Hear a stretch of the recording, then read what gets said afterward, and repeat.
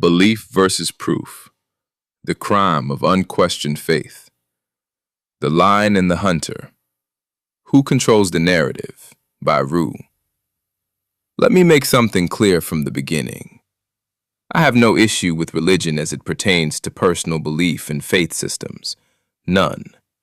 If a text brings you discipline, moral structure, comfort, hope, or clarity, use it.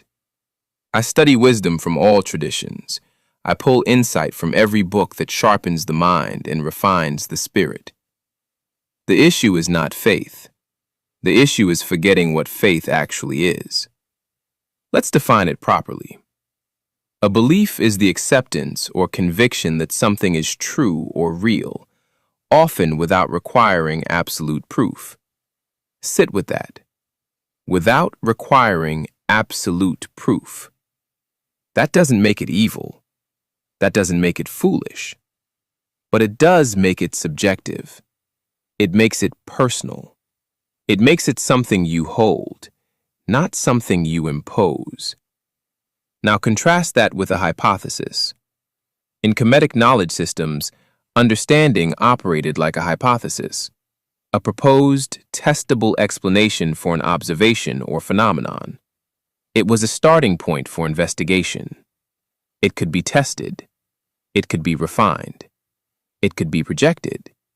It was not sacred beyond scrutiny. It was aligned with reality testing. And this is where history becomes uncomfortable. Because when beliefs, things that cannot be tested against measurable reality, become the justification for action against other human beings, danger begins.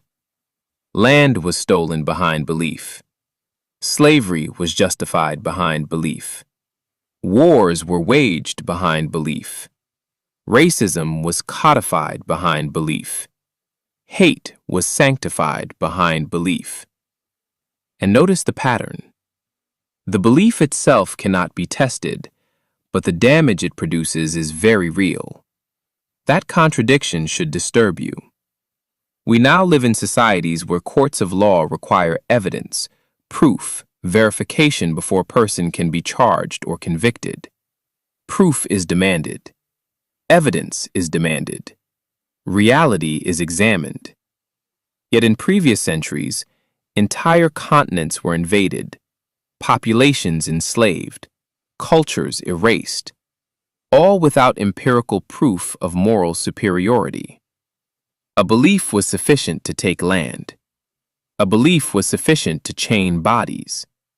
A belief was sufficient to rename people, ban languages, outlaw spiritual systems, and rewrite identities.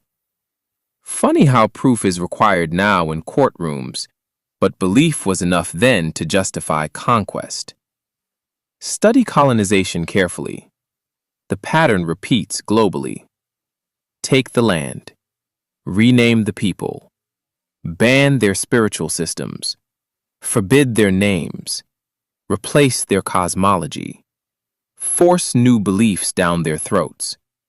Then call it civilization. Now compare regions that were colonized to regions that were not. The uncolonized still retain their ancestral spiritual frameworks largely intact. The colonized do not. That is not coincidence. That is design. And here lies the modern problem. People forget that the faith they practice is a belief. They forget it is not a testable hypothesis. They forget it cannot be measured against observable reality. And when you forget that, self-righteousness creeps in. Judgment becomes easy. Reflection becomes rare. Behavior goes unexamined because it is shielded by faith. But you cannot make universal assumptions about humanity based on something that cannot be tested in reality. That is the crime of history. Actions taken in the physical world justified by claims that cannot be physically verified. Texts written by men treated as unquestionable authority. And the audacity of that legacy still echoes today. I am not attacking belief.